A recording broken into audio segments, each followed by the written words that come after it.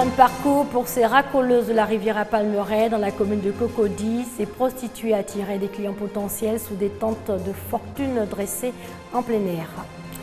La journée mondiale de l'asthme est célébrée aujourd'hui. En Côte d'Ivoire, environ 20% de la population est touchée, avec 22% d'enfants concernés. L'Organisation mondiale de la santé s'apprête à déclarer la fin de l'épidémie à virus Ebola. Bonsoir à tous et merci de vous informer sur RTI 2.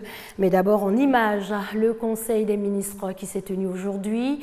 C'était en présence du chef de l'État Alassane Ouattara, le Conseil qui a décidé de démettre le régisseur du ministère de la Promotion, de la Jeunesse, des Sports et Loisirs de ses fonctions. Le limogeage de M. Yapi Patrick fait suite au non-paiement des primes de qualification de certains joueurs lors de la Coupe d'Afrique des Nations. Cette décision a été prise en attendant la fin des enquêtes. Fin de parcours pour ces racoleuses de la rivière à Palmeraie dans la commune de Cocody. Ces prostituées abordaient des clients potentiels et les attiraient sous des tentes de fortune dressées en plein air. Plusieurs personnes dont l'âge varie entre 14 et 24 ans ont été épinglées par la brigade mondaine de la préfecture de police. Connaît Pargasso. Carrefour Riviera Palmeraie. Dans la nuit de samedi à dimanche, il est déjà minuit passé. En pleine rue, des tentes en plastique réalisées en ayant juste besoin de piquets, des pneus, des morceaux de briques pour soutenir cette maison de fortune qui sert des lieux de prostitution. Tous les soirs, on assiste à des scènes de racolage, un fléau combattu par la brigade mondaine, le service de police qui a compétence à lutter contre les atteintes de moralité publique dans la société. La journée, vous passez ici, vous ne verrez rien. À partir de 21h, les bâches sont dressées. En tant que responsable de la brigade mondaine, je ne peux pas l'accepter. Déterminée à mettre fin à ces phénomènes, la brigade mondaine décide d'une opération dans le secteur. Regardez, il faut la filmer.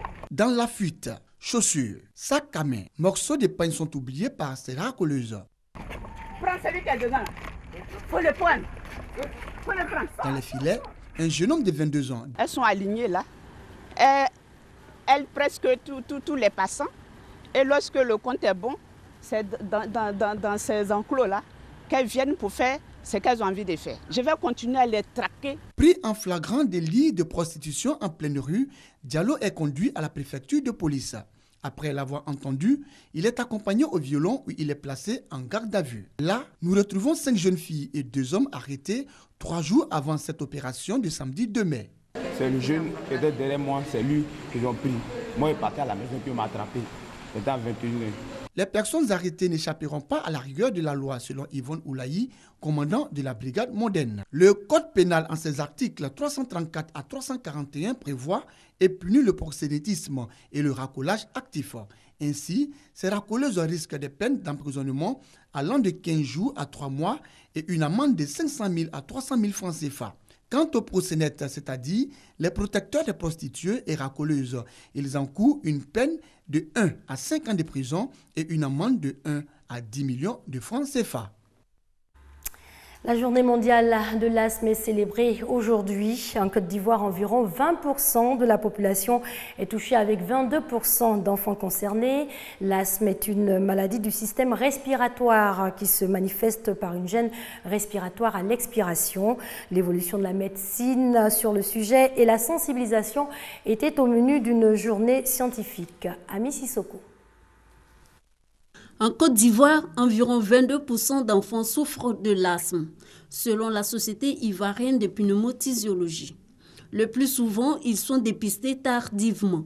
C'est le cas de Marie-Madeleine. Elle découvre son asthme à l'âge de 17 ans. Je me balade avec ma ventoline. Au début, quand ça a commencé, je paniquais et puis le docteur m'a dit que quand les crises commencent, de ne pas paniquer, de prendre mon calme et d'être toujours joyeuse. Parce que quand je suis triste, ça survient. La journée mondiale de l'asthme, occasion saisie par des laboratoires avec la Société ivoirienne de pneumothysiologie et l'ONG Sauvons le poumon, pour inviter les parents à reconnaître très tôt les signes de l'asthme, surtout chez les enfants. L'asthme peut être reconnu par le malade lui-même. C'est une gêne respiratoire qui siffle. Le malade peut entendre, ou bien ceux qui sont à côté de lui, quand les signes sont graves, entendent le sifflement.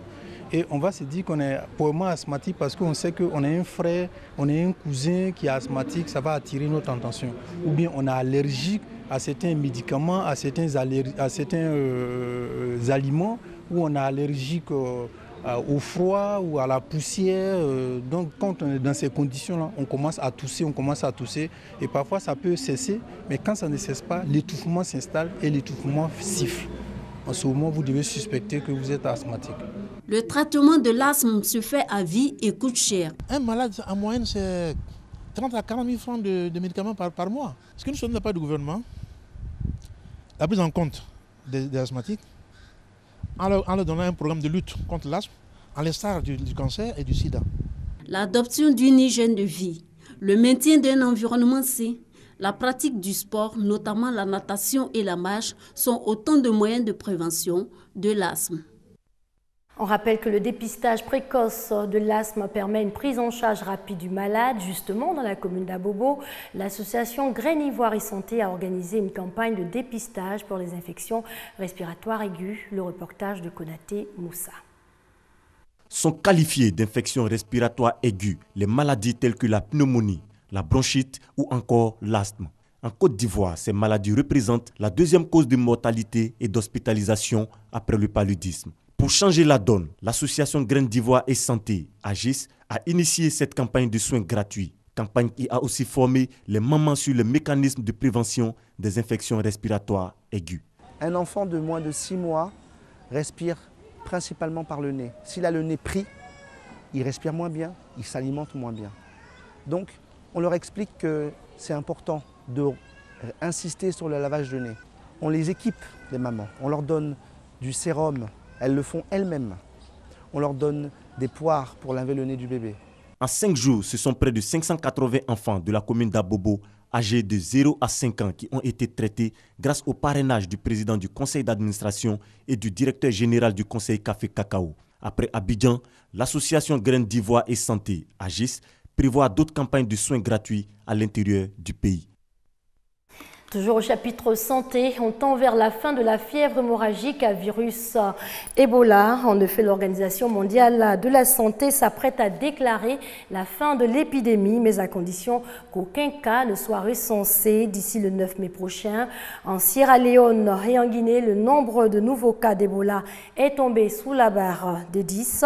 On écoute le coordinateur des Nations Unies pour la lutte contre Ebola.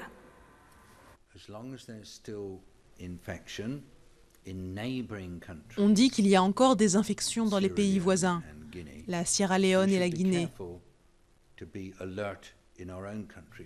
Donc il faut rester prudent, parce que cela peut revenir. Et nous travaillons en étroite collaboration avec les pays frontaliers pour qu'ils travaillent ensemble afin d'arriver à une situation où nous n'aurons plus aucun nouveau cas en 42 jours, et donc nous pourrons déclarer la fin de l'épidémie. And they can together say the outbreak is finished. We're left now with just a pocket just south of Conakry. Il reste une poche d'infection au sud de Conakry et une autre poche à la frontière ouest de la Sierra Leone. Mais la maladie n'a jamais vraiment atteint Conakry même, comme on l'a vu à Monrovia ou à Freetown. Et j'espère que cela n'arrivera pas. J'espère que nous allons maintenant arriver à une fin de l'épidémie et à une réduction progressive de la taille de ces poches résiduelles jusqu'à ce qu'on puisse dire que c'est bon, c'est fini. Selon l'ONG Save the Children, la Norvège est le meilleur pays du monde pour être mère. Par ailleurs, le rapport publié ce lundi révèle que des progrès restent à faire pour réduire la mortalité infantile et maternelle en Afrique. Et c'est le Niger qui se distingue avec un taux de mortalité infantile qui a baissé de 68%. La Norvège est le meilleur pays au monde pour être mère, c'est ce qu'il ressort d'un palmarès établi par l'ONG Save the Children. L'ONG s'est appuyée sur différents critères tels que le risque de décès maternel, le système éducatif ou le statut politique des femmes. La Somalie figure en dernière place de ce classement. La France est 23e sur les 179 pays étudiés. Place à la culture avec la cérémonie de dédicace de cet ouvrage consacré aux arts premiers de Côte d'Ivoire, intitulé Trésors de Côte d'Ivoire. Ce livre vise à faire la promotion du patrimoine culturel ivoirien. On en sait plus avec Christelle Nda. Le riche patrimoine culturel ivoirien revisité à travers Trésor de Côte d'Ivoire. L'œuvre de François Arnay, auteur de nationalité belge, est consacrée aux arts premiers de la Côte d'Ivoire. L'objectif était de montrer toutes les cultures qui habitent la Côte d'Ivoire et qui constituent un seul pays. Plusieurs personnalités, notamment le ministre de la Culture et de la Francophonie, l'ambassadeur du Royaume de Belgique et des hommes de culture, sont venus s'instruire de ce document culturel, fruit de toute une vie de recherche. Nous voulons dire merci à l'auteur de cet ouvrage. Nous allons travailler avec sa bonne volonté pour toujours continuer à faire connaître notre patrimoine. Pour éclairer les lecteurs sur les potentialités culturelles de la Côte d'Ivoire, l'auteur a sillonné toutes les régions et le public se dit satisfait. L'auteur nous a fait une belle leçon, montrer les valeurs de nos œuvres pour les jeunes.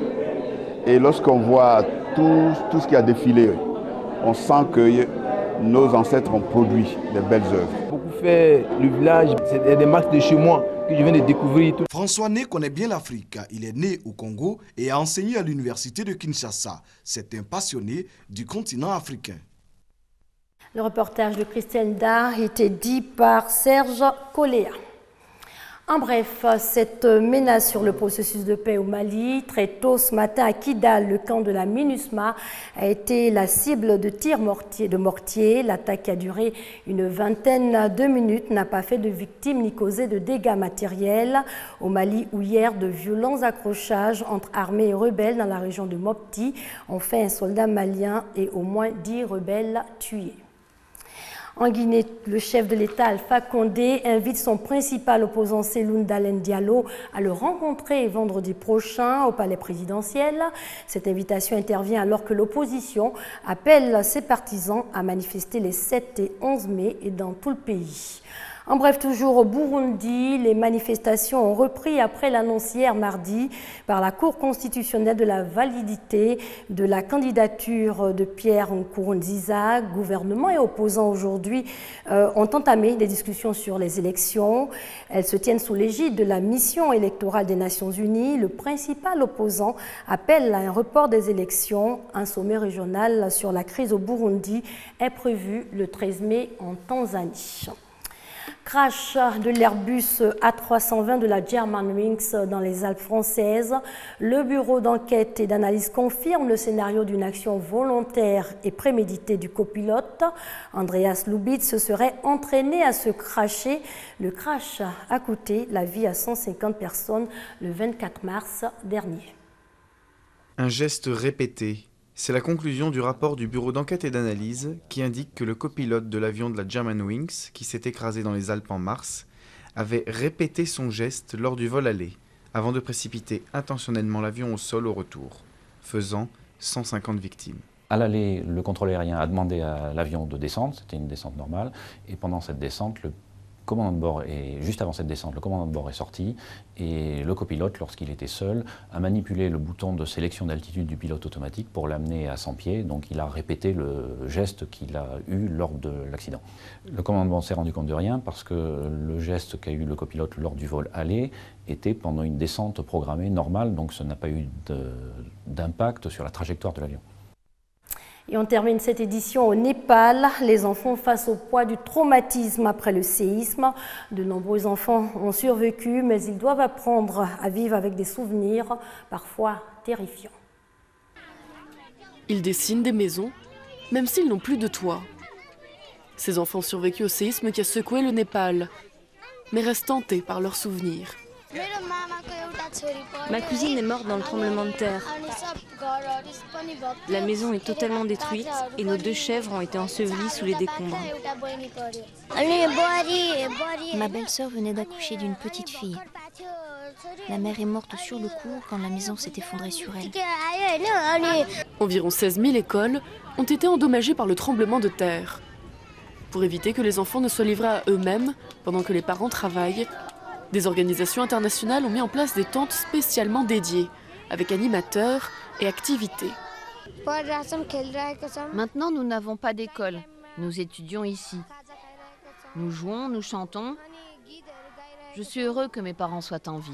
Mais ces camps sont temporaires et ne suffiront pas pour traiter le traumatisme sur le long terme. La prochaine mesure sera de fournir une formation psychosociale aux enseignants. Parce que dans un mois, les enfants retourneront à l'école. Donc si nous formons les enseignants, ils auront une meilleure idée de la façon de se comporter avec eux. Selon les estimations, 1,7 million d'enfants vivent dans les zones les plus affectées par le séisme. Excellente soirée à tous et à toutes.